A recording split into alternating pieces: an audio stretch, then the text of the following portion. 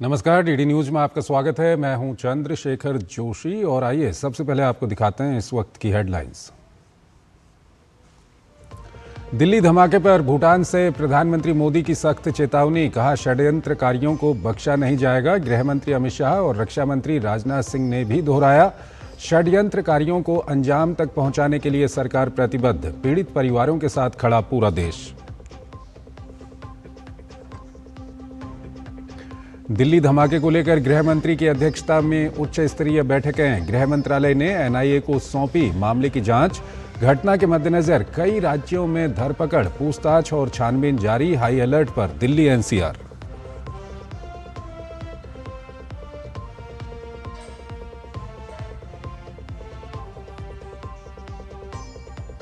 दो दिवसीय भूटान दौरे पर प्रधानमंत्री नरेंद्र मोदी, दोनों देशों के बीच प्रतिनिधिमंडल स्तर की वार्ता, 3 समझौता ज्ञापनों का हुआ आदान प्रदान।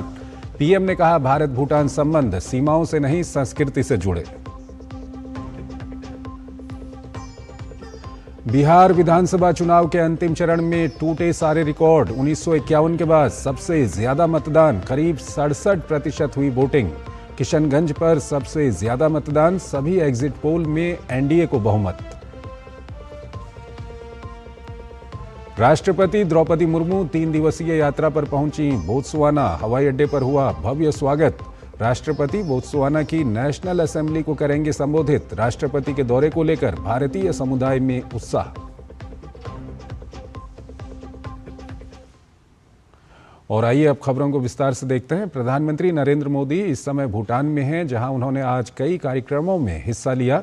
पीएम मोदी ने भूटान में जल विद्युत परियोजना लॉन्च की। ये परियोजना भूटान की ऊर्जा जरूरतों में 40% की बढ़ोतरी करेगी। पीएम मोदी ने भूटान नरेश के साथ बुद्ध के पवित्र अवशेषों के समक्ष पूजा अर्चना भी की। पीएम मोदी ने भूटान के पीएम के साथ प्रतिनिधि स्तर की वार्ता की, जिसके बाद दोनों नेताओं ने सतत विकास, ऊर्जा, इंफ्रा क्षेत्र में सहयोग बढ़ाने पर विस्तार से बात की। पीएम मोदी ने कहा है कि दोनों देशों के संबंध सशक्त और समृद्ध हैं, जो आने वाले समय में और भी मजबूत होंगे। भारत और भूटान के सांस्कृतिक, ऐतिहासिक और आध्यात्मिक संबंधों को प्रगाढ़ बनाने की दिशा में प्रधानमंत्री मोदी की भूटान यात्रा कई मायनों में अहम है। भूटान नरेश जिग्मे खेसर नामग्याल वांगचुक और प्रधानमंत्री नरेंद्र मोदी ने संयुक्त रूप से पुनात सांगचू जल विद्युत परियोजना द्वितीय लॉन्च की। ये 1020 मेगावाट की परियोजना है। आज भूटान में 1000 मेगावाट से अधिक का एक नया हाइड्रो इलेक्ट्रिक प्रोजेक्ट लॉन्च कर रहे हैं, जिससे भूटान की हाइड्रो पावर कैपेसिटी में 40% की बढ़ोतरी हुई है। इतना ही नहीं, लंबे समय से रुके हुए एक और हाइड्रो इलेक्ट्रिक प्रोजेक्ट पर भी फिर से काम शुरू होने जा रहा है। और ये हमारी पार्टनरशिप सिर्फ हाइड्रो इलेक्ट्रिक तक सीमित नहीं है। अब हम सोलर एनर्जी में भी एक साथ बड़े कदम उठा रहे हैं। प्रधानमंत्री नरेंद्र मोदी ने भूटान नरेश जिग्मे खेसर नामग्याल वांगचुक के साथ प्रतिनिधिमंडल स्तर की वार्ता की। दोनों देशों के बीच कुल 3 समझौता ज्ञापन हुए, जिसमें नवीकरणीय ऊर्जा, हेल्थ केयर एंड मेडिसिन और मेंटल हेल्थ पर सहयोग शामिल रहे। प्रधानमंत्री ने कहा कि भारत एनर्जी के अलावा कनेक्टिविटी पर साथ मिलकर काम कर रहा है। ऐसे में गैलेफू सिटी के पास असम में भारत एक इमिग्रेशन चेक पोस्ट बनाएगा। हम बॉर्डर इंफ्रास्ट्रक्चर पर भी तेजी से आगे बढ़ रहे हैं। हिज मैजेस्टी ने जिस गैलेफू माइंडफुलनेस सिटी के विजन पर काम शुरू किया है, भारत उसके लिए भी हर संभव सहयोग कर रहा है। मैं आज इस मंच से एक और महत्वपूर्ण घोषणा कर रहा हूं। आने वाले समय में भारत गैलेफू के पास इमिग्रेशन चेक पॉइंट भी बनाने जा रहा है। प्रधानमंत्री ने पवित्र बुद्धावशेष की पूजा अर्चना की। उन्होंने कहा कि भारत और भूटान के संबंध सीमाओं से नहीं बल्कि संस्कृति से जुड़े हैं। इसका अंदाजा इस बात से लगाया जा सकता है कि मुश्किलों में, चुनौतियों में और विकास और समृद्धि में भी दोनों देश साथ हैं। 2014 में प्रधानमंत्री पद की शपथ लेने के बाद मुझे अपनी पहली विदेश यात्रा में भूटान आने का अवसर मिला था। मैं आज भी उस यात्रा को याद करता हूं तो मन भावनाओं से भर जाता है। भारत और भूटान के संबंध इतने सशक्त और समृद्ध हैं। हम मुश्किलों में भी साथ थे, हमने चुनौतियों का सामना भी मिलकर किया और आज जब हम प्रोग्रेस की, प्रॉस्पेरिटी की तरफ चल पड़े हैं, तब भी हमारा साथ और मजबूत हो रहा है। थिम्पू से सुधीर और शुभेंदु के साथ bureau report, DD news. Bhutan पहुंचे प्रधानमंत्री नरेंद्र मोदी ने कल दिल्ली में हुए धमाके पर कहा है कि इस घटना को अंजाम देने वालों पर सख्त कार्रवाई होगी। पीएम मोदी ने कहा है कि जांच एजेंसियां काम कर रही हैं और दोषियों को बख्शा नहीं जाएगा। पीएम मोदी ने कहा कि वो दिल्ली की घटना के बाद भारी मन से भूटान आए हैं। आज मैं यहां बहुत भारी मन से आया हूं। प्रधानमंत्री नरेंद्र मोदी भूटान यात्रा पर हैं। इस दौरान उन्होंने कहा कि दिल्ली में हुई घटना के दोषी किसी भी सूरत में बख्शे नहीं जाएंगे। हमारी एजेंसियां इस षड्यंत्र की तह तक जाएगी। इसके पीछे के षड्यंत्रकारियों को बख्शा नहीं जाएगा। All those responsible will be brought to justice. वहीं उन्होंने कहा कि पीड़ितों और के परिजनों को लेकर वे दुखी हैं। मैं पीड़ित परिवारों का दुख समझता हूं। आज पूरा देश उनके साथ खड़ा है।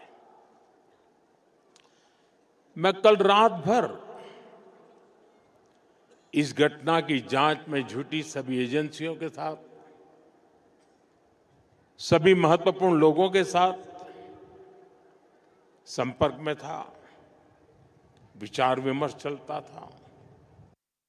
चौथे भूटान किंग ड्र्यूक ग्यालपो जिग्मे सिग्मे वांगचुक के 70वें जन्मदिन के अवसर पर प्रधानमंत्री नरेंद्र मोदी पड़ोसी देश की यात्रा पर हैं।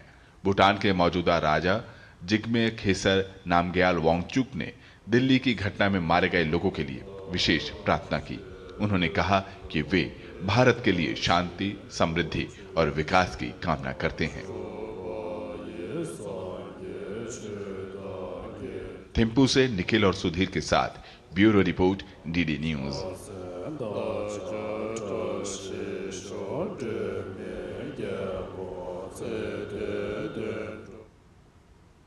बिहार में आज दूसरे दौर की वोटिंग के साथ 2 चरणों में होने वाला चुनाव संपन्न हो गया। पहले चरण की बम्पर वोटिंग की तरह आज भी रिकॉर्ड तोड़ मतदान देखने को मिला। 122 सीटों पर हुई वोटिंग में आज युवाओं, महिलाओं, बुजुर्गों ने बढ़ चढ़कर हिस्सा लिया। तो चुनाव आयोग ने भी पूरी पारदर्शिता के साथ मतदान कराया, जिसके चलते किसी अप्रिय घटना की जानकारी सामने नहीं आई। सभी दल और गठबंधन अपनी अपनी जीत का दावा कर रहे हैं। तो 14 नवंबर को होने वाली मतगणना के बाद ही पता चलेगा कि अब की बार किसकी सरकार बनने जा रही है। बिहार विधानसभा चुनाव 2025 के दूसरे और आखिरी चरण का मतदान मंगलवार को संपन्न हो गया।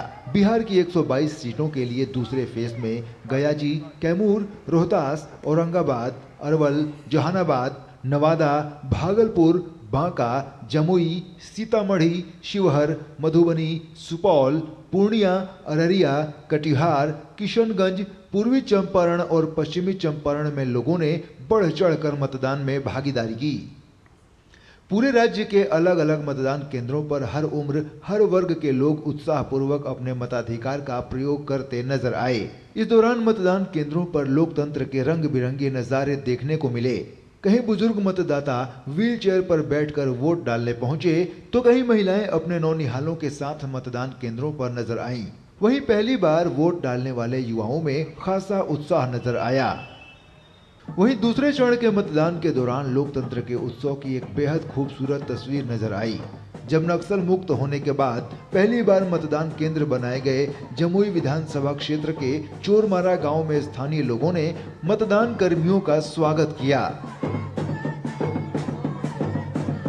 आज दूसरे और आखिरी चरण के मतदान के संपन्न होने के साथ ही दिग्गजों का फैसला ईवीएम में कैद हो गया। वहीं 2 चरणों में बढ़ चढ़कर बम्पर वोटिंग और रिकॉर्ड मतदान प्रतिशत के साथ पक्ष और विपक्ष अपनी अपनी जीत के प्रति आश्वस्त नजर आ रहे हैं। लोगों से जो फीडबैक मिला है तो उसमें तो बहुत बड़े मार्जिन से लग रहा है कि हम लोग के पक्ष में लोगों ने वोट किया है। जो वोट कास्ट हुआ है उसमें कम से कम 80 कैंडिडेट जो 200-122 में हैं, हम एनडीए के लोग जीतेंगे ऐसा अनुमान रहा है। सही व्यक्ति का चुनाव कीजिए, ऐसे व्यक्ति का चुनाव कीजिए जिससे बिहार में बेहतरी हो, बिहार में लोगों के जीवन को बेहतर बनाया जा सके।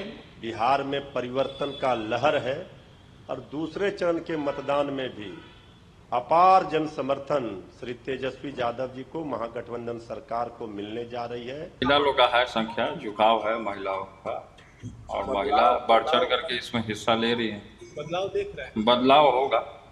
एसआईआर के बाद हुए बिहार विधानसभा चुनाव में पारदर्शिता, निष्पक्षता की प्रतिबद्धता को निभाते हुए चुनाव आयोग ने सफलतापूर्वक मतदान संपन्न कराने की भूमिका को निभाया है। अब सबकी निगाहें 14 नवंबर पर टिकी हैं, जिस दिन ये तय होगा कि आखिर बिहार की सत्ता का ताज किसके सिर जाएगा। शैलेंद्र मिश्र, मधुरेश नारायण, आलोक कुमार के साथ ब्यूरो रिपोर्ट, जीटी न्यूज। मुख्य चुनाव आयुक्त ज्ञानेश कुमार ने बिहार विधानसभा चुनाव के मतदान संपन्न होने पर इस चुनाव को ऐतिहासिक बताया है। उन्होंने कहा कि इस चुनाव में 66.91% मतदाताओं ने वोट किया, जो बिहार विधानसभा चुनाव का अब तक का सबसे बड़ा आंकड़ा है। इसके अलावा महिलाओं की भागीदारी के मामले में भी इस चुनाव ने सारे रिकॉर्ड तोड़ दिए। चुनाव में 71% महिला वोटरों ने मतदान किया, जो अब तक का सबसे ज्यादा मतदान है। मुख्य चुनाव आयुक्त ने कहा कि बिहार में 7.5 करोड़ से अधिक मतदाताओं ने एसआईआर की प्रक्रिया में भाग लिया और कहीं से कोई शिकायत नहीं आई।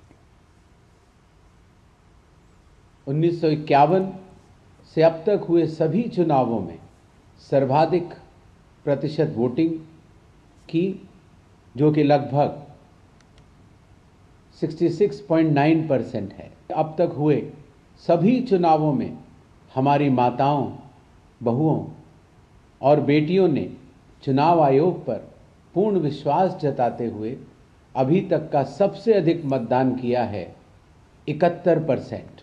मतदाता सूची के शुद्धिकरण में बिहार के 38 डीएम में से किसी एक के पास भी एक भी अपील नहीं आई। बिहार विधानसभा चुनाव के 14 नवंबर को रिजल्ट आने हैं। 14 नवंबर को साफ हो जाएगा कि किस पार्टी की सरकार बनने जा रही है। इसको लेकर एग्जिट पोल सामने आए हैं। वहीं पीपल्स पल्स एग्जिट पोल की बात करें तो उन्होंने एनडीए को 133 से 159 सीटें दिखाई हैं। महागठबंधन की 75 से 101 सीटें, जनसुराज को 0 से 5 सीटें और अन्य के खाते में 2 से 8 सीटें दिखाई हैं। वहीं मैट्राइज IANS एग्जिट पोल ने एनडीए के खाते में 147 से 167, महागठबंधन को 70 से 90, जनसुराज को 0 से 2 और अन्य को 2 से 3 सीटें दी हैं। DV रिसर्च न्यूज़ नेशन ने एनडीए को 137 से 152, महागठबंधन को 83 से 98, जनसुराज को 2 से 4 और अन्य को 4 से 8 सीटें दी हैं। चाणक्य एग्जिट पोल ने एनडीए को 130 से 138, महागठबंधन को 100 से 108 और अन्य को 3 से 5 सीटें दी हैं। पीपल्स इनसाइट एग्जिट पोल ने एनडीए को 133 से 148, महागठबंधन को 87 से 102, जनसुराज को 0 से 2 और अन्य को 2 से 3 सीट दी हैं। जेवीसी पोल्स एग्जिट पोल की बात करें तो एनडीए को 135 से 150, महागठबंधन को 80 से 103, जनसुराज को 0 से 1 और अन्य को 3 से 6 सीट दिखाई हैं। पी मार्क एग्जिट पोल ने एनडीए को 143 से 162, महागठबंधन को 82 से 98, जनसुराज को 1 से 4 और अन्य के खाते में 0 से 3 सीटें दी हैं। पश्चिम बंगाल में एसआईआर की प्रक्रिया शुरू होते ही राजनीति में उफान आ गया है। एक ओर ममता बनर्जी और अभिषेक बनर्जी इसके विरोध में सड़क पर उतर आए हैं। गुलशन नगर इन दिनों पश्चिम बंगाल के लोगों के बीच चर्चा का मुद्दा बन गया है, क्योंकि यहाँ रहने वालों की तादाद तो लाखों में है, लेकिन मतदाताओं की संख्या नहीं के बराबर है। इस बीच एसआईआर पर चुनाव आयोग के फैसले का भारतीय जनता पार्टी के नेता शुभेंदु अधिकारी ने स्वागत किया है। अपनी पोस्ट में उन्होंने बूथ लेवल एजेंट की नियुक्ति के मानदंडों में संशोधन के लिए आयोग के फैसले को न्याय संगत बताया है। सोशल मीडिया प्लेटफॉर्म एक्स पर उन्होंने कहा कि ये एक प्रगतिशील कदम है जो चुनावी प्रक्रिया में पारदर्शिता और अखंडता को मजबूत करेगा। यह तस्वीरें कोलकाता की गुलशन कॉलोनी की हैं। इस कॉलोनी में आपकी नजर जिधर भी जाएगी ऊंची ऊंची इमारतें ही दिखेंगी। यहाँ लाखों लोग रहते हैं, लेकिन मतदाताओं की संख्या नगण्य है। निवासियों की संख्या की तुलना में मतदाताओं की इतनी कम संख्या क्यों है, इसी गणित को लेकर अब बंगाल की राज्य राजनीति गर्मा गई है। कोलकाता के पश्चिम चौबागा इलाके में इतने लोग कहां से आए? विपक्ष के नेता शुभेंदु अधिकारी का आरोप है कि गुलशन कॉलोनी के अधिकांश निवासी बांग्लादेशी हैं। जैसे ही एसआईआर शुरू हुआ वे निवासी भाग गए। वो सीधा बता दे वहाँ बांग्लादेशी घुसपैठिया मुसलमान है नहीं है, नहीं है तो नहीं है। वो बीएलओ है, बीएलओ रिपोर्ट करेगा। उसका इतना दर्द क्यों हो रहा है? विपक्ष के नेता के गंभीर आरोपों के जवाब में स्थानीय तृणमूल नेतृत्व आक्रामक तो है, लेकिन वे भी इस गणित को सुलझा नहीं पा रहे हैं। गुलशन कॉलोनी में अबाउट 4 to 5,000 हो सकता है अभी फिलहाल। एक फ्लोर में 3 से 4 लोग फ्लैट होगा और क्या। आपने तृणमूल के बीएलए की बात सुनी, अब सुनिए स्थानीय तृणमूल नेता क्या कह रहे हैं। इस सज्जन का नाम मेहराबुद्दीन खान है। 20-30 हजार होगा लोग। अगर डिवाइड करेंगे 1 लाख को डिवाइड कीजिए तो 4 जगह डिवाइड कर दीजिए सब जितना बूथ में। सीधा सवाल था कि अगर लाखों निवासी हैं तो वोटर हजारों में क्यों हैं? इस सवाल का जवाब देने में तृणमूल के दोनों नेताओं के अलग अलग बयानों से विरोधियों के आरोपों को ही बल मिल रहा है। एफआईआर बहुत अच्छा चल रहा है यहाँ के तो बीएलए हमारे साथ है। जो भी एड्रेस वगैरह का प्रॉब्लम होता है तो ये सॉर्ट आउट कर गए। बीएलओ स्थानीय तृणमूल नेतृत्व के बयान को तो मान रहे हैं, लेकिन उनकी भूमिका पर भी सवालिया निशान है। मंगलवार को गुलशन कॉलोनी जाने पर देखा गया कि तृणमूल के एसआईआर हेल्प डेस्क परिसर में ही वहां के बीएलओ वासिम अकरम मौजूद थे। तृणमूल के कैंप के पास ही पार्टी का दफ्तर है। डीडी न्यूज के पत्रकार के वहां पहुंचते ही चुनाव आयोग द्वारा नियुक्त बीएलओ एनुमरेशन फॉर्म का बैग लेकर तृणमूल के पार्टी दफ्तर से बाहर निकले। उनके साथ तृणमूल के बीएलए मिनहाज शेख और स्थानीय तृणमूल नेता मेहराबुद्दीन खान भी थे। चुनाव आयोग के निर्देशानुसार बीएलओ को घर घर जाकर एनुमरेशन फॉर्म बांटने हैं, तो फिर गुलशन कॉलोनी के बीएलओ तृणमूल के एसआईआर शिविर में क्यों मौजूद थे? बीएलओ ने जिस बूथ का हिसाब दिया है वहां भी गणित में गड़बड़ी है। तो उसमें से यहाँ पे जो एरिया है इसमें 5-6 पार्ट है टोटल। 5 से 6 पार्ट है टोटल, जिसमें से सिर्फ एक पार्ट का बीएलओ हम है 303 का, जिसमें से तो उसमें से 1622 वोटर्स हैं। और हम पहले ही बता चुके हैं यहाँ पे तो लोग हैं ऑलरेडी, लेकिन लोकल लोग हैं उनका जिनका वोटर कार्ड शिफ्ट नहीं हुआ। ऑफ कैमरा तृणमूल नेताओं ने बताया कि गुलशन कॉलोनी में कुल 8 बूथ हैं, जिनमें से 304, 305 बूथों में औसतन 5-10 वोटर हैं। बाकी 271, 272, 273, 301, 302, 303 में से 303 नंबर बूथ में सबसे ज्यादा वोटर हैं 1622। और यहीं पर सवाल उठ रहा है, तृणमूल नेतृत्व द्वारा दिए गए हिसाब से अगर 1 लाख निवासियों में 10,000 वोटर हैं तो बाकी 90,000 कौन हैं? गुलशन कॉलोनी में बड़ी बड़ी मंजिलें हैं। यहाँ पे 2 लाख 2.5 लाख बाशिंदा है, लेकिन एनुमरेशन फॉर्म जो है वो सिर्फ 4,000 है। और इसी को दर्शाते, इसी को सामने रख के विपक्ष का कहना है कि असल में यहाँ पे बांग्लादेशी रोहिंग्या रहते थे, वो लोग भाग गए हैं। सौरभ दत्ता का रिपोर्ट, डीडी न्यूज, कलकत्ता। कल दिल्ली में लाल किले के पास हुए कार धमाके के बाद गृह मंत्रालय ने एनआईए को जांच सौंप दी है, जिसने घटनास्थल से कल से ही तहकीकात शुरू कर दी थी। इस घटना में इस्तेमाल हुई कार चलाने वाले की पहचान हो चुकी है, जिसके बाद से जांच एजेंसियां कड़ियों को जोड़ते हुए कई गिरफ्तारियां कर चुकी हैं, तो बड़ी संख्या में लोगों से पूछताछ की गई है।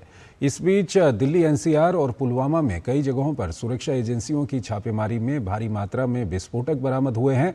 सूत्रों के मुताबिक सुरक्षा एजेंसियों की दबिश की वजह से या बढ़ते दबाव के कारण संदिग्ध ने जल्दबाजी में ये कदम उठाया। दरअसल 9 और 10 नवंबर 2025 को हरियाणा के फरीदाबाद में की गई छापेमारी में लगभग 3000 किलोग्राम विस्फोटक, साथ ही डेटोनेटर, टाइमर और बम बनाने का दूसरा सामान पकड़ा गया था और जब्त किया गया था। सूत्रों के हवाले से कहा गया है कि यह धमाका सिक्योरिटी एजेंसियों द्वारा उन्हें पकड़ने के लिए की गई छापेमारी से घबराकर और निराशा के कारण हुआ। बम अधूरा था और पूरी तरह से तैयार नहीं था, इसलिए इसका असर कम हुआ, क्योंकि धमाके से कोई गड्ढा नहीं हुआ और कोई छर्रे या प्रोजेक्टाइल नहीं मिले। संदिग्ध मॉड्यूल पर पूरे भारत में अलर्टनेस और कोऑर्डिनेटेड कार्रवाई के कारण एक बड़ा हमला टल गया। उधर उत्तर प्रदेश एटीएस ने बड़ी कार्रवाई करते हुए लखनऊ में डॉक्टर शाहीन के भाई डॉक्टर परवेज को हिरासत में लिया है।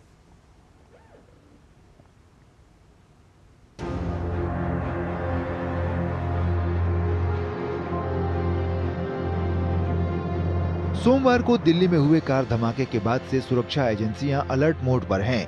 तो उच्च स्तरीय बैठकों का दौर भी जारी है। केंद्रीय गृह मंत्री अमित शाह ने मंगलवार को उच्च स्तरीय बैठकें की, जिनमें केंद्रीय गृह सचिव, खुफिया ब्यूरो के निदेशक, राष्ट्रीय जांच एजेंसी के महानिदेशक और दिल्ली पुलिस आयुक्त मौजूद रहे। बैठक में जम्मू कश्मीर के पुलिस महानिदेशक भी वर्चुअली शामिल हुए। गृह मंत्री ने सोशल मीडिया पोस्ट पर बैठक की जानकारी साझा करते हुए लिखा कि इस घटना के पीछे हर दोषी की तलाश करने के निर्देश दिए गए हैं।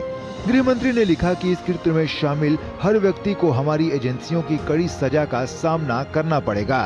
वहीं केंद्र सरकार ने मामले में बड़ा फैसला लेते हुए ब्लास्ट की जांच राष्ट्रीय जांच एजेंसी यानी एनआईए को सौंप दी है, जिसके बाद एनआईए ने ब्लास्ट स्थल पर जांच शुरू कर दी है। ब्लास्ट के बाद से ही जम्मू कश्मीर से लेकर हरियाणा के साथ ही उत्तर प्रदेश में कई जगह छापेमारी जारी है।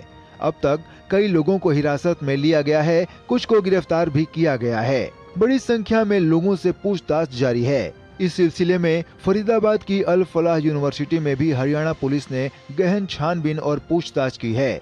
सूत्रों से मिली जानकारी के मुताबिक सुरक्षा एजेंसियों ने अभी तक दिल्ली से एक संदिग्ध डॉक्टर सज्जाद अहमद को गिरफ्तार किया है, तो फरीदाबाद से कल हिरासत में ली गई महिला डॉक्टर शाहीन को भी गिरफ्तार कर लिया गया है।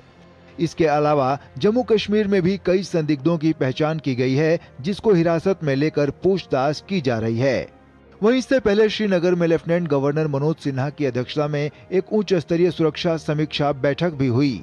ये मुत्तकीपुर क्षेत्र है, यहाँ पर जम्मू एंड कश्मीर पुलिस के द्वारा एक जगह पर सर्च किया गया। ये किसी डॉक्टर का मकान है, डॉक्टर परवेज अंसारी नाम है। बाकी जानकारी हम लोग कर रहे हैं। जिस कार में विस्फोट हुआ था, पुलिस उसकी तफ्तीश भी कर रही है, जिसके बाद जानकारी सामने आई है कि सोमवार सुबह 7 बजे i20 कार फरीदाबाद के एशियन अस्पताल के पास सबसे पहले नजर आई। उसके बाद 8:13 पर यह कार फरीदाबाद टोल पार करके दिल्ली में प्रवेश करती है। 8:20 पर यह कार ओखला इंडस्ट्रियल एरिया के पास एक पेट्रोल पंप पर नजर आई। तो कुल मिला के ये गाड़ी और उसमें बैठा शख्स जो है वो दिल्ली पुलिस के लिए और जांच एजेंसियों के लिए काफ़ी इम्पोर्टेंट किरदार है, और यही वजह है कि इस गाड़ी की जो है वो जांच की जा रही है। इस गाड़ी की जो ओनरशिप है उस पर भी सवाल खड़े हो रहे हैं, क्योंकि 3 से 4 बार ये गाड़ी जो है वो एक ओनर से दूसरे ओनर को बेची जाती है, लेकिन आरसी ट्रांसफ़र नहीं होती है। तो ये तमाम सवालों के जवाब अब दिल्ली पुलिस और इसके अलावा बाकी जाँच एजेंसियाँ इसके जवाब खंगालती हुई। दोपहर 3:19 पर यह कार लाल किले के पास बनी पार्किंग में पहुंची, जहां ये कार करीब 3 घंटे खड़ी रही। शाम 6:22 पर यह कार लाल किला पार्किंग से बाहर निकली और लाल किले की तरफ आगे बढ़ी, और करीब 24 मिनट बाद यानी 6:52 पर रेड लाइट के पास चलती कार में धमाका हुआ। अभी तक सूत्रों से मिली जानकारी के मुताबिक जिस i20 कार में विस्फोट हुआ, उसे जम्मू कश्मीर के पुलवामा का रहने वाला डॉक्टर उमर चला रहा था, जो फरीदाबाद की अल फलाह यूनिवर्सिटी में पढ़ाता था। पुलिस ने डॉक्टर उमर के परिजनों को भी हिरासत में लिया है और पूछताछ कर रही है। 2 दिन पहले सुरक्षा एजेंसियों ने फरीदाबाद से बड़ी मात्रा में विस्फोटक बरामद किया था और कई लोगों को गिरफ्तार किया था, जिसमें कुछ डॉक्टर भी शामिल थे।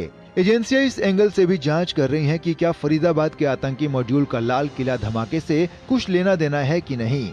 इस बीच जांच एजेंसियों ने लाल किला ब्लास्ट और फरीदाबाद में बरामद किए गए विस्फोटक के नमूने के मिलान की जांच शुरू कर दी है। घटना के बाद जहां सुरक्षा एजेंसियां तेजी से जांच करके किसी निष्कर्ष पर पहुंचना चाहती हैं, तो सरकार की ओर से आश्वस्त किया गया है कि षड्यंत्र के पीछे जो भी लोग होंगे उन्हें उनके अंजाम तक पहुंचाया जाएगा। I want to formally assure the nation that those responsible for this tragedy will be brought to the justice and will not be spared under any circumstances. सोमवार को ब्लास्ट के बाद से कई नए सीसीटीवी फुटेज भी सामने आ रहे हैं जो धमाके की भयावहता की कहानी बयां कर रहे हैं। इस धमाके में अभी तक आधा दर्जन लोगों से ज्यादा की मृत्यु हो चुकी है, तो करीब 2 दर्जन लोगों के घायल होने की खबर है। घायलों में 3 लोगों को गंभीर चोटें आई हैं, तो अधिकांश घायलों को या तो बर्न इंजरी हुई है या फिर धमाके की आवाज से सुनने की समस्या हो रही है। मृतकों में कुछ की पहचान हो गई है तो कुछ की पहचान होना बाकी है, जिसके लिए डीएनए सैंपलिंग की प्रक्रिया की जा रही है। दिल्ली की इस घटना के बाद से न सिर्फ दिल्ली एनसीआर को सुरक्षा के नजरिए से अलर्ट मोड पर रखा गया है, बल्कि देश के तमाम शहरों और बड़े बड़े प्रतिष्ठानों को अलर्ट मोड पर रखा गया है। सभी को हाई अलर्ट पे रखा गया है। हमारी एंटी सबोटाज टीम और डाग स्क्वाड टीम सभी लगी हुई है चेकिंग के लिए, और सभी क्षेत्र से जितने भी हमारे एंट्री एग्जिट पॉइंट है वहाँ बैरियर लगा करके चेकिंग अभियान चलाया जा रहा है। इस बीच राष्ट्रपति द्रौपदी मुर्मू जो इस वक्त विदेश दौरे पर हैं, उन्होंने भी फोन पर केंद्रीय गृह मंत्री अमित शाह से बात करके दिल्ली धमाके के बारे में जानकारी हासिल की है। इस घटना के बाद से पूरा देश धमाके के पीड़ितों के प्रति संवेदना जता रहा है, तो षड्यंत्रकारियों के जल्द कानून के कटघरे में लाए जाने की उम्मीद कर रहा है। सुधाकर दास, नीरज सिंह, मुकेश शुक्ला, दिव्यांशु मल्होत्रा, दीपक रावत, नितेंद्र सिंह के साथ ब्यूरो रिपोर्ट, डीडी न्यूज। अफ्रीकी देशों के साथ भारत के संबंधों को मजबूत करने के लिए राष्ट्रपति द्रौपदी मुर्मू इस समय अफ्रीकी देशों की यात्रा पर हैं। पहले चरण में अंगोला की सफल यात्रा के बाद राष्ट्रपति बोत्सवाना पहुंची, जहां उनका भव्य स्वागत किया गया। अपनी यात्रा के दौरान राष्ट्रपति कई कार्यक्रमों में हिस्सा लेने के अलावा नेशनल असेंबली को संबोधित करेंगी, तो भारतीय समुदाय से भी संवाद करेंगी। भारत और अफ्रीकी देशों के बीच संबंधों को और मजबूत बनाने के लिए राष्ट्रपति द्रौपदी मुर्मू 8 नवंबर से 6 दिवसीय दौरे पर हैं। पहले चरण में अंगोला की सफल यात्रा के बाद राष्ट्रपति बोत्सवाना पहुंची, जहां उनका भव्य स्वागत किया गया।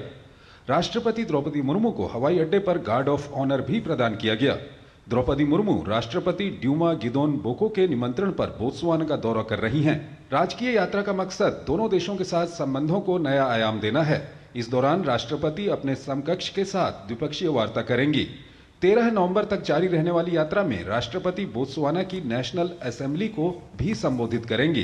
राष्ट्रपति का भारतीय समुदाय को संबोधित करने के साथ साथ सांस्कृतिक और ऐतिहासिक महत्व के स्थलों का दौरा करने का भी कार्यक्रम है। ये विजिट राष्ट्रपति जी का ऐतिहासिक है। दोनों के बीच में इस लेवल पे विजिट इंडियन साइड से ये पहली बार हो रहा है। हम 60 ईयर्स से डिप्लोमेटिक रिलेशंस है हमारा। बहुत सारी चीज़ों के बारे में दोनों देशों के बीच में बात हो रही है और बायलैटरल टॉक्स 12 तारीख को होंगे दोनों प्रेसिडेंट्स के बीच में।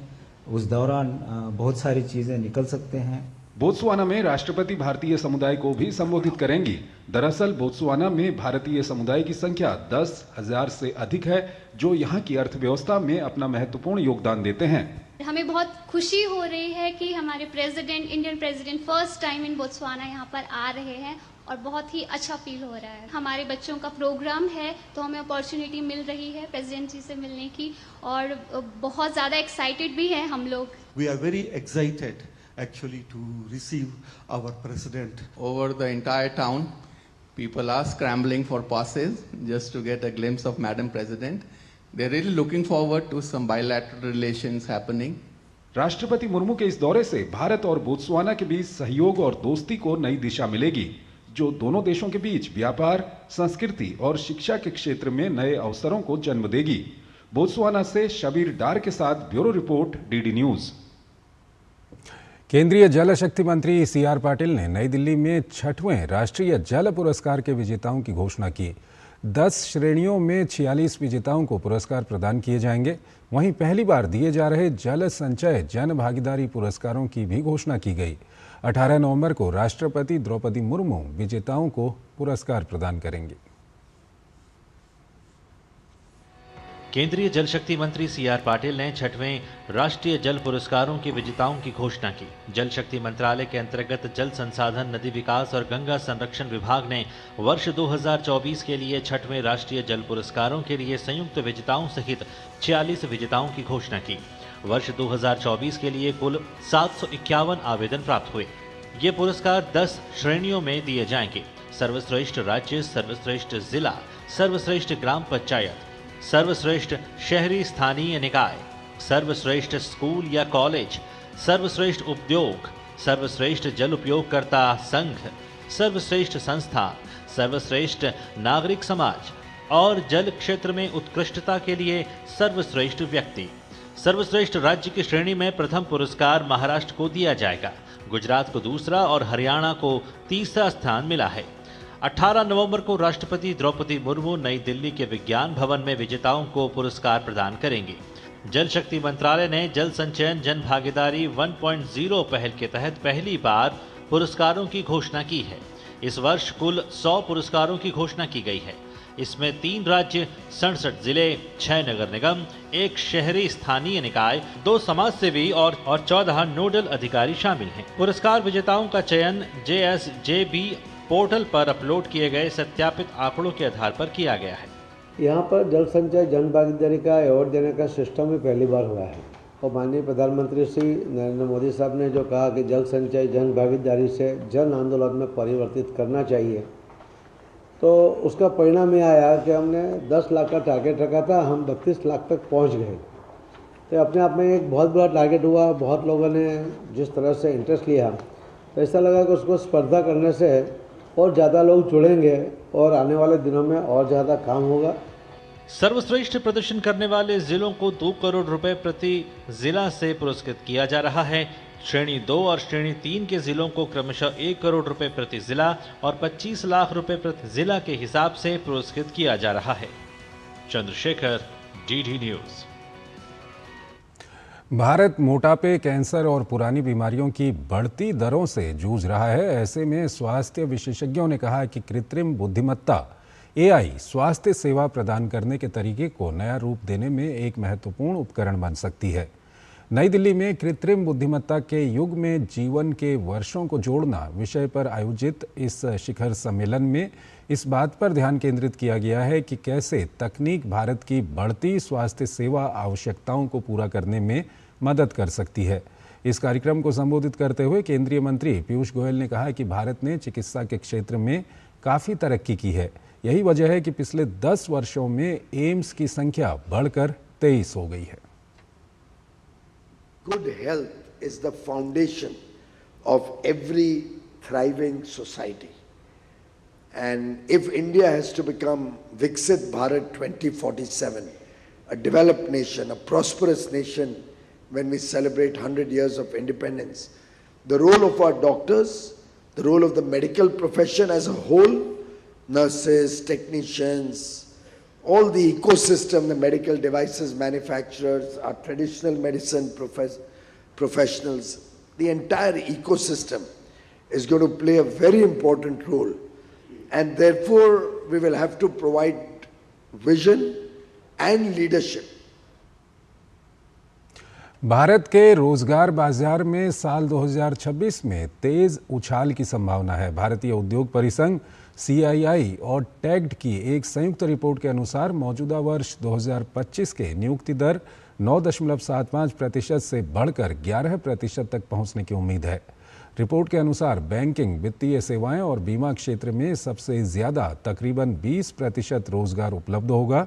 रोजगार उपलब्ध कराने में धातु खनन, बिजली, इस्पात और सीमेंट जैसे उद्योग 12% हिस्सेदारी के साथ दूसरे नंबर पर हैं। रिपोर्ट में कहा गया है कि 2026 में नई नौकरी के अवसर बड़े बदलाव ला सकते हैं। लगभग 40% नियुक्तियां नए पदों के लिए होंगी, जो पिछले वर्ष की तुलना में 2 गुनी है। रिपोर्ट में ये भी बताया गया है कि भारतीय बाजार में तकनीकी कौशल की मांग तेजी से बढ़ रही है। एआई, क्लाउड कंप्यूटिंग, साइबर सुरक्षा और डिजिटल विशेषज्ञों की मांग में तेजी आई है। रिपोर्ट के अनुसार भारत का एआई प्रतिभा आधार 23.5 लाख तक पहुंच चुका है और 55% वार्षिक दर से बढ़ रहा है। कंपनियां अनुभवी पेशेवरों को नौकरियों में वरीयता दे रही हैं, जिससे 6 से 15 साल से अधिक अनुभव वाले उम्मीदवारों की हिस्सेदारी 55% रहने का अनुमान है। मुंबई और दिल्ली जैसे बड़े शहरों में नौकरियों की हिस्सेदारी जहां 53% रहेगी, वहीं अन्य शहरों में ये 32% रहने की उम्मीद है। रोजगार के मोर्चे पर महिलाओं के लिए भी अच्छे संकेत हैं। वित्त वर्ष 26-27 के लिए महिलाओं की नियुक्ति 30% रहने का अनुमान है। इस बीच जुलाई सितंबर तिमाही में भारत की बेरोजगारी दर घटकर 5.2% हो गई है। सांख्यिकी मंत्रालय द्वारा जारी आंकड़ों के अनुसार भारत में 15 साल और उससे अधिक आयु के व्यक्तियों में बेरोजगारी दर इस साल जुलाई सितंबर में घटकर 5.2% हो गई, जो पिछली तिमाही अप्रैल जून में 5.4% थी। आधिकारिक बयान में कहा गया है कि खरीफ कृषि कार्यों के कारण जुलाई सितंबर के दौरान कृषि क्षेत्र में ग्रामीण रोजगार का हिस्सा 53.5% से बढ़कर 57.7% हो गया। शहरी तृतीय क्षेत्र में कार्यरत श्रमिकों का हिस्सा भी जुलाई सितंबर के दौरान पिछली तिमाही के 61.7% से बढ़कर 62% हो गया, जो रोजगार के उच्च स्तर को दर्शाता है। बयान में कहा गया है कि ग्रामीण क्षेत्रों में स्वनियोजित श्रमिकों की संख्या में वृद्धि देखी गई और ये जुलाई सितंबर के दौरान 62.8% हो गई, जो पिछली तिमाही अप्रैल जून में 60.7% थी। शहरी क्षेत्रों में नियमित वेतन पाने वाले कर्मचारियों की संख्या में जुलाई सितंबर तिमाही के दौरान मामूली सुधार दर्ज किया गया, जो पिछली तिमाही के 49.4% से बढ़कर 49.8% हो गई। भारतीय रिजर्व बैंक द्वारा दरों में कटौती और जीएसटी सुधारों समेत कई सकारात्मक उपायों के बाद वैश्विक निवेश बैंक गोल्डमैन सैक्स ने भारत के प्रति अपना रुख सकारात्मक कर लिया है।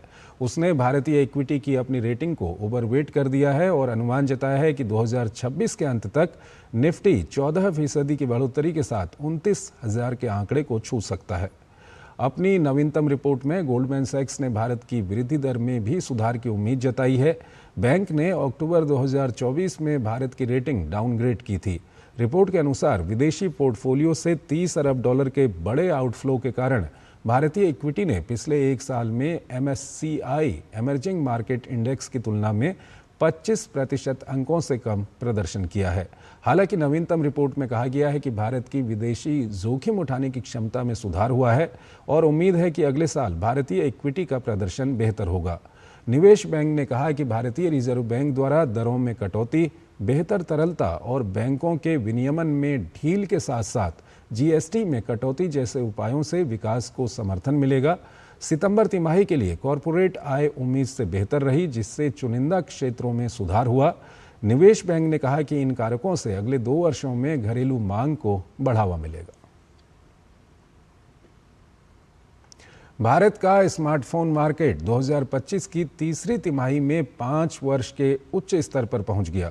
इंटरनेशनल डेटा कॉरपोरेशन यानी आईडीसी की तरफ से जारी डेटा में ये जानकारी सामने आई है। आईडीसी के मुताबिक सालाना आधार पर 4.3% की वृद्धि के साथ भारत का स्मार्टफोन बाजार 4.8 करोड़ यूनिट पर पहुंच गया है। टेक कंपनी एप्पल ने भारत में 2025 की तीसरी तिमाही में 5 मिलियन यूनिट तक पहुंचकर अपनी सबसे अधिक तिमाही शिपमेंट दर्ज की है। एप्पल ने सालाना आधार पर 25.6% की मजबूत वृद्धि दर्ज की है। मजबूत मांग और प्रीमियम मॉडल्स जैसे कारणों के चलते तीसरी तिमाही में स्मार्टफोन एवरेज सेलिंग प्राइस सालाना आधार पर 13.7% बढ़कर रिकॉर्ड $294 दर्ज किया गया। स्विस निवेश बैंक यूबीएस सिक्योरिटी की ताज़ा रिपोर्ट ने भारत की अर्थव्यवस्था को लेकर आशावाद का नया संकेत दिया है। रिपोर्ट में कहा गया है कि भारत न सिर्फ उपभोक्ता बाजार के मामले में बल्कि समग्र अर्थव्यवस्था के क्रम में भी तीव्र उछाल पर है। देश 2026 तक दुनिया का तीसरा सबसे बड़ा कंज्यूमर मार्केट और 2028 तक तीसरी सबसे बड़ी अर्थव्यवस्था बनने की राह पर है। रिपोर्ट के अनुसार भारत का घरेलू उपभोग चीन, अमेरिका और जर्मनी जैसे देशों को भी पीछे छोड़ते हुए पिछले एक दशक में दोगुना बढ़कर 2024 में $2.4 ट्रिलियन हो चुका है। भारत के घरेलू उपभोग ने 7.9% की CAGR दर्ज करवाई है। भारत की वास्तविक GDP वृद्धि दर सालाना आधार पर वित्त वर्ष 2027 में 6.4% और वित्त वर्ष 2028 में 6.5% रहने का अनुमान है। सपोर्टेड पॉलिसी और मजबूत घरेलू मांग के कारण भारत 2027 में एशिया प्रशांत क्षेत्र में तेजी से बढ़ती अर्थव्यवस्था बन जाएगा। भारत के बाद 6.1% GDP के साथ फिलीपींस और 5.1% GDP के साथ इंडोनेशिया का स्थान होगा।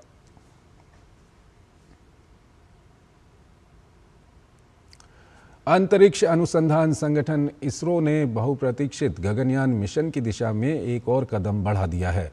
पिछले 3 नवंबर को यूपी के झांसी जिले में बबीना फील्ड फायरिंग रेंज में गगनयान क्रू मॉड्यूल के लिए एकीकृत मुख्य पैराशूट का एयर ड्रॉप परीक्षण सफलतापूर्वक पूरा किया गया। ये परीक्षण गगनयान मिशन के लिए उपयुक्त पैराशूट प्रणाली की जांच के लिए एकीकृत मुख्य पैराशूट एयर ड्रॉप परीक्षण का हिस्सा है। गगनयान क्रू मॉड्यूल के लिए पैराशूट प्रणाली में 4 प्रकार के 10 पैराशूट शामिल हैं। 2 अपेक्स कवर जो पैराशूट कंपार्टमेंट सुरक्षात्मक आवरण को हटाते हैं के अलग होने से पैराशूट नीचे आने का क्रम शुरू होता है। इसके बाद 2 ड्रोग पैराशूट मॉड्यूल की गति को धीमा कर स्थिर करते हैं। ड्रोग के निकलने पर 3 मुख्य पैराशूट को निकालने के लिए 3 पायलट पैराशूट तैनात होते हैं जो सुरक्षित लैंडिंग के लिए क्रू मॉड्यूल की गति को और धीमा करता है। दृष्टिबाधित महिला T20 क्रिकेट विश्व कप की शुरुआत आज नई दिल्ली में हुई। नई दिल्ली के मॉडर्न स्कूल में आयोजित उद्घाटन समारोह में पूर्व केंद्रीय मंत्री अनुराग ठाकुर और आयोजन समिति की अध्यक्ष मीनाक्षी लेखी मौजूद रहीं। पहला मैच भारत और श्रीलंका के बीच खेला गया, जिसमें भारत ने श्रीलंका को 10 विकेट से हरा दिया। मैच में पहले बल्लेबाजी करते हुए 13.3 ओवर में 41 रन बनाए। जवाब में भारत ने 3.4 ओवर में लक्ष्य हासिल कर लिया। टूर्नामेंट के शुरुआती मैच मॉडर्न पब्लिक स्कूल में ही खेले जाएंगे। इस टूर्नामेंट में 6 टीमें भारत, श्रीलंका, अमेरिका, नेपाल, ऑस्ट्रेलिया और पाकिस्तान भाग ले रही हैं। भारत और श्रीलंका की संयुक्त मेजबानी में ये प्रतियोगिता 11 से 23 नवंबर तक चलेगी, जिसका फाइनल श्रीलंका के कोलंबो में खेला जाएगा।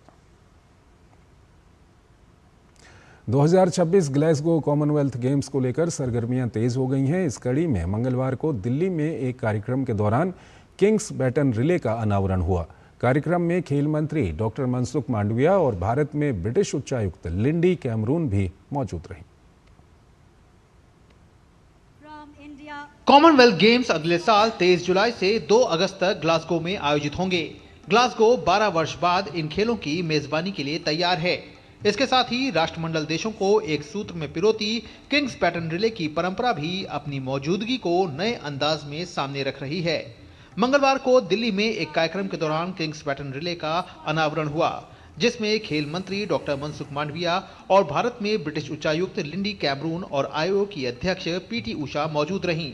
इस मौके पर राष्ट्रमंडल खेल की महत्वता और बैटन के स्वरूप को लेकर विचार व्यक्त किए गए। बैटन सारे देश में जाएगी ये संदेश लेके, फ्रेंडशिप का, इक्वालिटी का, स्पोर्ट्समैनशिप का। दोस्तों, देश बदल रहा है, देश आगे बढ़ रहा है, नया भारत बन रहा है। ये नया भारत बड़े स्पोर्ट्स टूर्नामेंट भी कर सकता है। A new India world cup आयोजित भी करता है और वर्ल्ड कप जीतता भी है। ए न्यू इंडिया है। आने वाले दिनों में हम स्पोर्ट्स में बेस्ट परफॉर्मेंस करेंगे। बहुत अच्छा है, आज अनवील किया है अब किंग बैटन रिले का, एंड हमारा ये it represent our country, so it's most of the our country's animals का और फ्लावर्स का सब फोटो है इसमें। It very nicely done and it's all inspiration for our players। इस बार की विशेषता ये है कि 2026 की रिले में पहली बार प्रत्येक देश को अपनी बैटन मिली है, जिसमें राष्ट्रमंडल देशों ने अपने देश की सभ्यता और संस्कृति को झलकाया है। बैटन राष्ट्रमंडल के सभी 74 देशों और क्षेत्रों से होकर गुजरेगी। जो आशा, एकजुटता और सहयोग को बढ़ावा देती है। गौरतलब है कि बैटन में राष्ट्रमंडल के प्रमुख का संदेश होता है, जो उद्घाटन समारोह में पढ़ा जाता है। स्कॉटलैंड चौथी बार इन खेलों की मेजबानी करने जा रहा है। इससे पहले साल 1970, 1986 और 2014 में इस देश ने इन खेलों की मेजबानी की थी। Gaurav Kumar, DD news, Delhi. DDCA के सचिव अशोक शर्मा ने 9वीं T20 राष्ट्रीय डेफ चैंपियनशिप के आयोजन पर अपनी खुशी जाहिर की। इस मौके पर उन्होंने कहा कि इस प्रकार के आयोजन से भारतीय क्रिकेट में समावेशिता को बढ़ावा मिल रहा है। देखिए हमारे संवाददाता नारायण सिंह की ये खास बातचीत।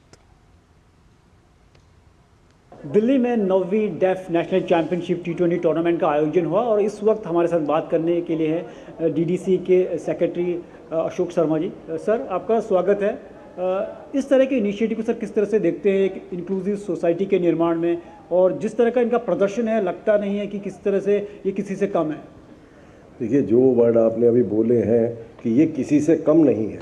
जो नॉर्मल क्रिकेट होती है, कोई देखने में फ़र्क नहीं होता है। जज्बा इनका उस कहते हैं ना कि धरा से और शिखर तक पहुंचने का जो रास्ता है, वो इनमें जज्बा कूट कूट के भरा हुआ है। मैं उस संस्था को तहे दिल से शुक्रगुजार हूँ जो इन सब चीज़ों का प्रबंध करती है। सर, कुछ दिन पहले ही हमारी महिला टीम ने विश्व कप जीता, जो कि पहली बार जीता। तो किस तरह से देखते हैं कि जो वुमेन्स क्रिकेट के लिए एक कह सकते हैं एक नया पुश है भारत में, इससे वुमेन क्रिकेट और नई जो वुमेन क्रिकेटर्स है वो आगे आएंगी, क्योंकि ये सफलता बहुत बड़ी है। मैं इंडिया की जो क्रिकेट की संस्था है BCCI, उसका तहे दिल से शुक्रगुजार हूँ। आज मेंस और वुमेन्स में कोई फ़र्क नहीं है।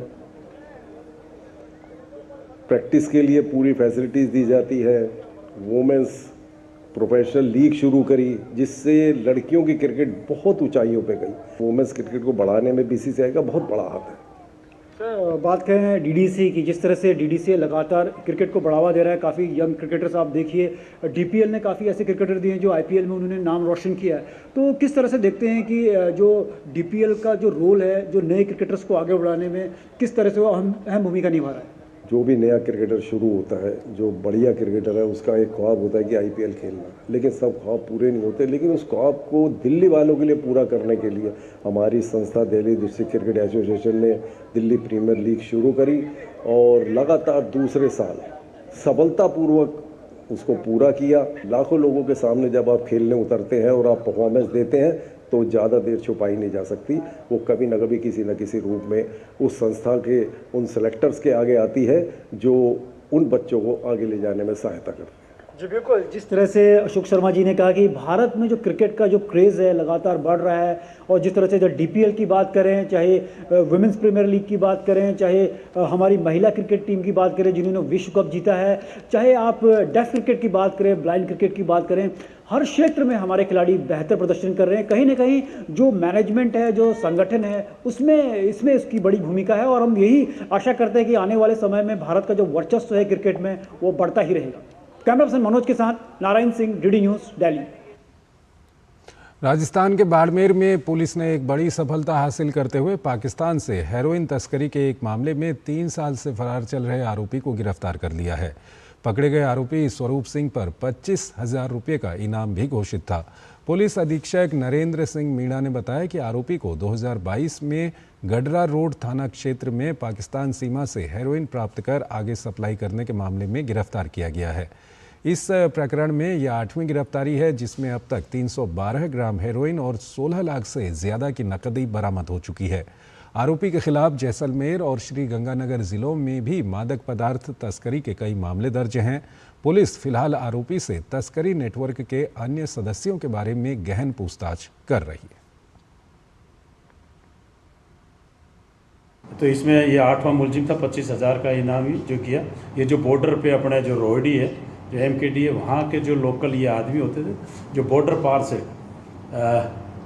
पाकिस्तान से जो बॉर्डर पार से वहाँ के लोगों से संपर्क करके हीरोइन यहाँ लाके दिल्ली और पंजाब के लोगों तक पहुँचाते थे। अब BSF की टीम और पुलिस की टीम द्वारा ये कार्रवाई की गई थी। इसमें जो मुलजिम था ये, इसको कल गिरफ्तार किया गया। पाकिस्तान में इस्लामाबाद लोकल कोर्ट के बाहर एक बड़ा धमाका हुआ है। रिपोर्ट के अनुसार इस धमाके में कम से कम 12 लोगों की मौत हो गई है, जबकि कई लोग गंभीर रूप से घायल हुए हैं। घायलों को पास के अस्पताल में भर्ती कराया गया है। पाकिस्तानी मीडिया रिपोर्ट्स के अनुसार इस्लामाबाद के G11 सेक्टर स्थित कोर्ट परिसर में मंगलवार को एक शक्तिशाली विस्फोट हुआ। धमाका उस समय हुआ जब कोर्ट क्षेत्र में भारी ट्रैफिक और भीड़ मौजूद थी। धमाके में कई वकील और आम नागरिक घायल हुए। घायल लोगों को तुरंत पास के अस्पतालों में भर्ती कराया गया, जहां उनका इलाज चल रहा है। पुलिस ने घटनास्थल को सील कर दिया और प्राथमिक जांच शुरू कर दी।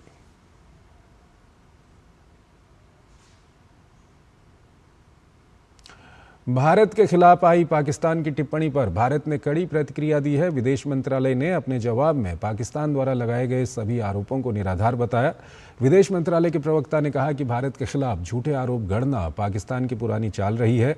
अंतर्राष्ट्रीय समुदाय वास्तविकता से भली भांति परिचित है और पाकिस्तान की हताशापूर्ण, ध्यान भटकाने वाली चालों से गुमराह नहीं होगा।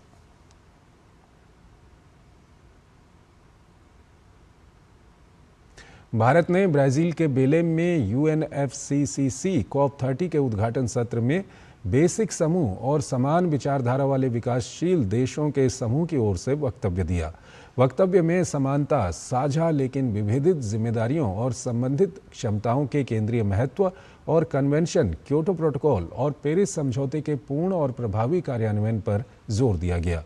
भारत ने जलवायु परिवर्तन पर बहुपक्षवाद और अंतर्राष्ट्रीय सहयोग के लिए विशेष रूप से वर्तमान भू राजनीतिक संदर्भ में पूर्ण और अटूट समर्थन व्यक्त किया।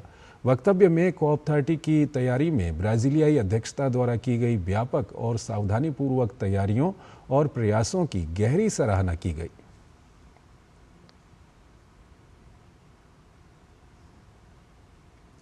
तो इस बुलेटिन में फिलहाल इतना ही। आप बने रहिए DD न्यूज़ के साथ। नमस्कार।